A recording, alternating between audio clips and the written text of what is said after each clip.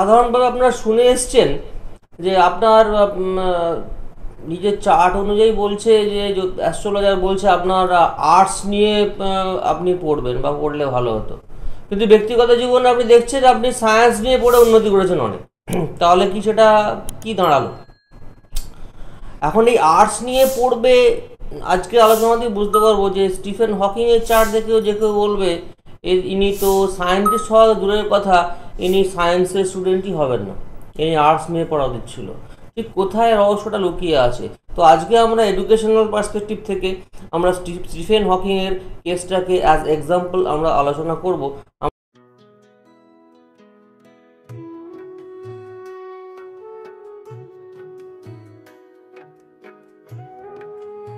জ্যোতিষ অনুষ্ঠানে আবারও আমরা মুখোমুখি।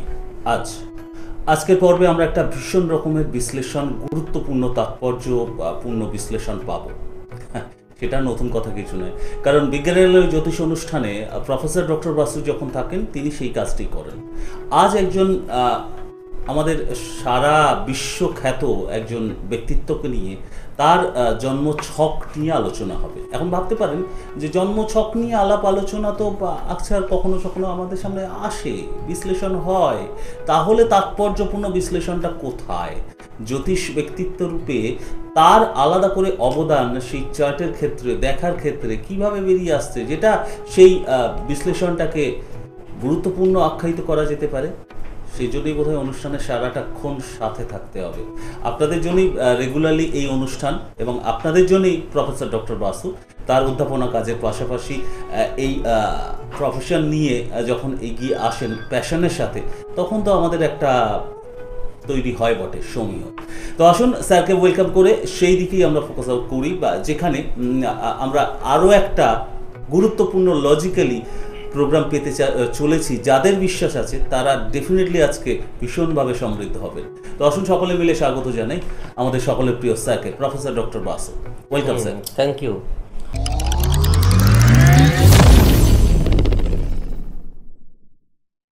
তিনি আমাদের ছেড়ে চলে গেলেন।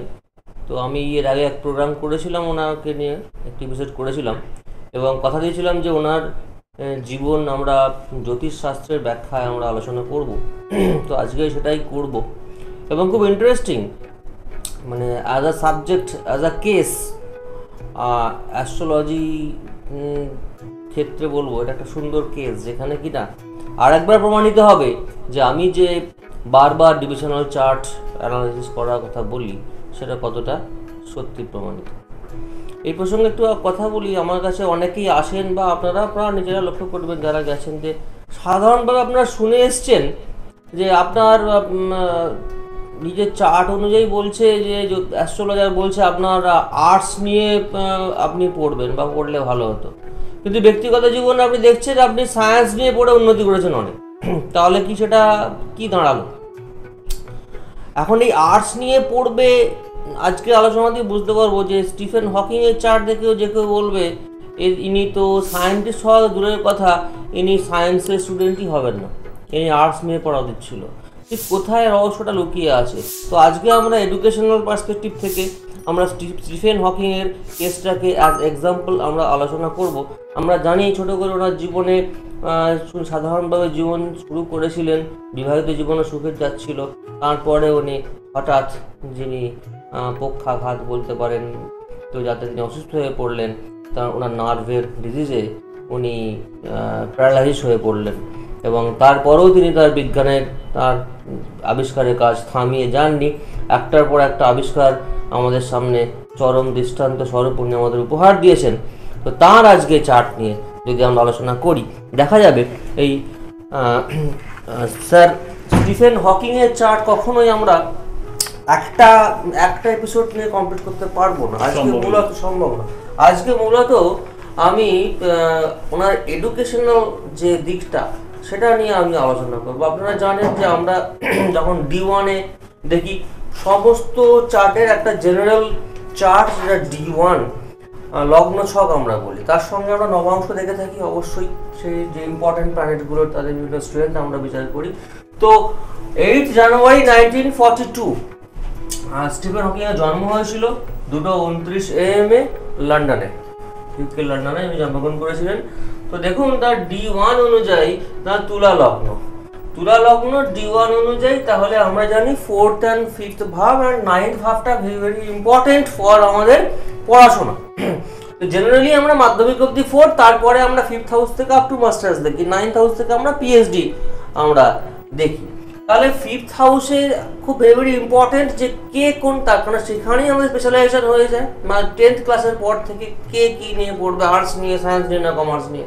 দেখুন এখানে 4th হাউসের লর্ড তাহলে কি স্যাটার্ন, এই স্যাটার্ন ডেবিলেটেড। 4th হাউসের যে লর্ড স্যাটার্ন ডেবিলেটেড। আমরা জানি শনি যার ইম্পর্টেন্ট প্ল্যানেট, সে যদি ভালো স্ট্রেংথ নিয়ে থাকে তাহলে সেই ছেলে বা সেই জাতক জাতিকা অবশ্যই সায়েন্স নিয়ে পড়বে। সেটা টেকনিক্যাল হতে পারে, জেনারেল সায়েন্স হতে পারে, কিন্তু সায়েন্সে সে খুব ভালো হবে, তার ফিল্ড সায়েন্স নিয়ে পড়ার কথা। দেখুন এখানে দেখাচ্ছে 4th লর্ড শনি নিচস্থ, এবং সে কোথায় আছে, মঙ্গলের সঙ্গে। শনি মঙ্গল বীজযোগ, অর্থাৎ শনিটার পাওয়ারটাকে একেবারে লেস করে দিচ্ছে। তাহলে এই জাতক অ্যাটলিস্ট 1 নম্বর প্রমাণ হলো কি, ইনি সায়েন্স নিয়ে পড়বেন না, সাধারণ D1 থেকে যেটা বেরিয়ে আসছে। নাম্বার 2, এখানে দেখুন এই লগ্ন সাপেক্ষে বৃহস্পতি কোথায় আছে, বৃহস্পতি বসে আছে 8th-এ। এই বৃহস্পতি আমাদের 4th, 5th and 6th Lord, 6th Lord and 3rd Lord বৃহস্পতি সে 8th-এ বসে আছে। অর্থাৎ এখান থেকে বোঝা যাচ্ছে তার যিনি যে ফিল্ডে পড়াশোনা করবেন তার সোশ্যাল যে কানেকশন, সোশ্যাল কানেকশনটা খুব ভালো হবে, অ্যান্ড তিনি নাম করবেন। সে সায়েন্স নিয়ে করুন, আর্টস নিয়ে করুন, তিনি নাম করবেন, কারণ 3rd লর্ড এখানে বৃহস্পতি বসে আছে, সেটা কোথায় আছে, আমাদের বৃষর জায়গাতে। এটা একটা বোঝা যাচ্ছে। এবং তিনি যাই করবেন না কেন, উনি সোশ্যালি খুব ভালো, সোসাইটিতে খুব ভালোভাবে লেকচার দিতে পারবেন, তার কথা খুব অ্যাকসেপ্টেড হবে সোসাইটিতে, এই জিনিসটা। এবার দেখুন D9-এ আমরা কি দেখছি, D9-এ যদি দেখা যায়, আচ্ছা তার আগে ভাব চারটা বলে নিই। এই যে শনি মঙ্গল একদিকে আছে, এই জায়গাটাতে ডিসরাপ্ট করছে, তাহলে দেখতে হবে যে ভাব চার্টেও কি শনি মঙ্গল একসঙ্গে আছে। আমরা দেখতে পাই না ভাব চার্ট ড্র করলে শনির থেকে কিন্তু মঙ্গল একই জায়গায় ফল দিচ্ছে না, মঙ্গল ফল দিচ্ছে মিনের, মঙ্গল ফল দিচ্ছে মিন না 6th হাউসে বললে ভালো হয়, মঙ্গল 6th হাউসে ফল দিচ্ছে, অর্থাৎ ফলটা শনি মঙ্গল একদিকে আসছে না। তাই তার সঙ্গে শনি মঙ্গলের যে বীজযোগ ফলস্বরূপ সেটা কিন্তু উনি পাননি। এখন D9-এ আমরা ড্র করি সাধারণভাবে, D9-এ আমরা লগ্ন শনির অবস্থা দেখি, শনি এখানে চন্দ্রের সঙ্গে বসে আছে, অর্থাৎ এইখানে বোঝা যাচ্ছে এইখানে কি লগ্ন সাপেক্ষে 11th জায়গা, শনি চন্দ্রের সঙ্গে বসে, চন্দ্র নিচস্থ, চন্দ্র নিচস্থ এখানে। তাহলে আমরা এখানে দেখতে পেলাম যে যে শনির যে D9-এও যে উনি যে সায়েন্স নিয়ে পড়াশোনা করেন, তাহলে কিন্তু ওনার মধ্যে যে ডিপ্রেশন কাজ করবে এবং সেই নিয়ে তিনি খুব ভালোভাবে এগোতে পারবেন না, অ্যাজ পার নবাংশ আমি সেটা দেখতে পেলাম।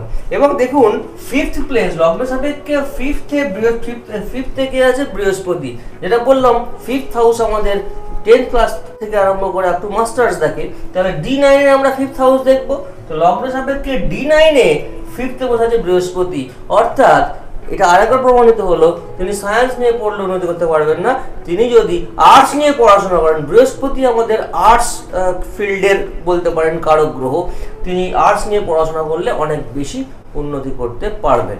এই অবধি কনক্লুশন দাঁড়ালো। তাহলে আর কিছু দাঁড়ালো না।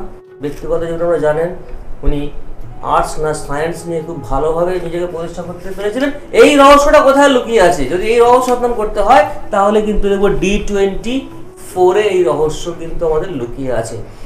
D24-এ যদি আমরা ড্র করি, D24-এর চার্ট অনুযায়ী ওনার যেটা আছে, আমি একটু তাড়াতাড়ি করে ড্র করে দিচ্ছি, জানি না কতটা সময় আছে সাপোর্ট করবে, তবু একটু বলে দিই। D24 যে চার্টটা অনলি ফর এডুকেশন, সেই চার্টটা আমরা D24 থেকে আমরা মেনলি দেখি। প্রত্যেকটা ভাবের আলাদা আলাদা চার্ট আছে, সেই চার্টটা যতক্ষণ না দেখা হচ্ছে স্পেসিফিক্যালি কোনো একটা কনক্লুশনে আসা সম্ভব নয়, উচিত নয়, তাহলে কিন্তু এরকম ভুল হয়ে যাবে। D24-এ আমরা দেখতে পাচ্ছি তার লগ্ন এখানে আছে, অর্থাৎ 1 নম্বর, এবং লগ্নে শনি আছে, এটা মোস্ট ইম্পর্টেন্ট। অ্যান্ড তাহলে আমরা যদি একটু ড্র করে নিই, দেখতে পাচ্ছি এখানে 1 2 3 4 5 6 7 8 9 10, 11, 12। D24-এ লগ্নে শনি আছে। তাহলে যে চার্ট নিয়ে আমরা আলোচনা করব সেই ভাব চার্টের লগ্নটা ভেরি ভেরি ইম্পর্টেন্ট। সেই লগ্নে কি গ্রহ আছে এবং সেই লগ্ন প্রতি কোন জায়গাতে রয়েছে। আমরা একটু আগে বলছিলাম যে D1 এর সঙ্গে যে অবস্থা, তাতে আমরা কখনোই সিদ্ধান্ত আসতে পারছিলাম না যে ওনার কি করে উনি সায়েন্স নিয়ে পড়ে পাস করে জীবনে উন্নতি করলেন। সেই ক্ষেত্রে D25 এর ফার্স্ট পয়েন্ট হচ্ছে লগ্নে শনি আছে। এক্ষেত্রে টেকনিক্যাল এডুকেশনটাই সিগনিফাই করে। D24-এ 9th-এ আমরা দেখে নিই একটুখানি, যদি কম্বিনেশনগুলো দেখে নিই তাহলে এইখানে আছে D24-এর বুধ এবং বৃহস্পতি, এইখানে বুধ এবং বৃহস্পতি, এইখানে শুক্র এখানে আছে, আমি একটু বুধ বৃহস্পতি এবং এখানে মঙ্গল আছে, এইখানে মঙ্গল আছে 6th-এ, আর এইখানে 8th-এ আছে রাহু এন্ড কেতু, 9th-এ এখানে রবি আছে, এন্ড শুক্র এবং চন্দ্র 11th-এ আছে। চন্দ্র এখানে তুঙ্গ অবস্থায় বসে আছে। তাহলে এটাও একটা খুব ইম্পর্টেন্ট জিনিস যে আমরা 11th হাউস সিগনিফাই করে ইনকামের জায়গা, এবং শুক্র এবং চন্দ্র একটা রাজযোগ তৈরি করে। শুক্র স্বক্ষেত্রে বসে আছে, সেখানে আবার চন্দ্র তুঙ্গ হয়ে বসে আছে। তাহলে তিনি যে ফিল্ড নিয়ে পড়াশোনা করবেন D24 থেকে রিফ্লেক্ট করছে, সেই ফিল্ডটি ওনাকে জীবনে প্রচুর অর্থ রোজগার করার একটা উপায় করে দেবেন।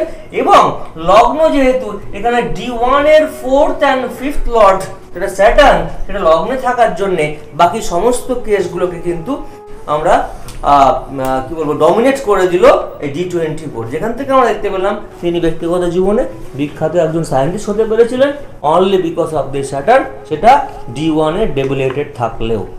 রহস্যটা উদ্ঘাটন ডেফিনেটলি হলো, তবে সেটা কিন্তু খুব সহজে নয়। আপাত দৃষ্টিতে যে ফলাদেশ বা বিশ্লেষণটা আসতে পারতো, আরো গভীরে যখন প্রবেশ করা হলো এবং স্যারের যে পন্থা যে এক নয় একাধিক অনেকগুলো চার্ট বিশ্লেষণ করে এখান থেকে এখানে D24 বিশ্লেষণ করে তবে সেই রহস্যের উদ্ঘাটন হলো।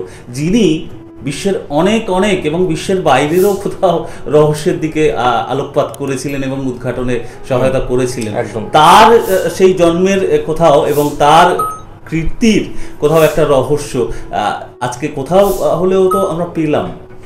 এটাই বোধহয় বোঝালো যে কোনো বিষয়ের মতো গভীরে প্রবেশ করতে হবে। আজকে বিজ্ঞান চর্চা যেমন একদম গভীরতর জায়গায় গিয়ে গবেষণা করতে হবে, অ্যাস্ট্রোলজির ক্ষেত্রেও সেই গভীরতাটা একান্ত প্রয়োজন। তবে বোধহয় প্রত্যেক রহস্য এভাবে উদ্ঘাটিত হতে পারে প্রকৃত সত্যের সাথে। স্যারের পন্থা কি সেটা আমরা জেনে গেলাম। আর স্যারের সঙ্গে যারা কনসাল্ট করতে চান তাদের ক্ষেত্রেও বোধহয় এটা মাথায় রাখতে হবে যে কোনো রহস্য নয়, এখানে একদম প্রকাশ্যে অনেকটা বিফোর টাইমে স্যারের সঙ্গে যোগাযোগ করতে হবে। স্যারের ওয়েবসাইট, স্যারের ফোন নাম্বার আপনারা জানেনই। কাজেই সময় থাকতে যারা ইন্টারেস্টেড তারা যোগাযোগ করে নেবেন, এটাই প্রকাশ্যে সত্যি কথা। আর এটাও চরম সত্যি যে সময় শেষ, কাজেই আজকের মতো থামতে হচ্ছে। আগামীকাল তো আবারও আছে, প্রতিদিনই আছে ইনফ্যাক্ট। তো মুখোমুখি আমরা এইভাবেই হব। সঙ্গে থাকবেন আমাদের প্রিয় স্যার প্রফেসর ডক্টর বাসু। আজকে বিদায় দিন, ভালো থাকুন সবাই, নমস্কার।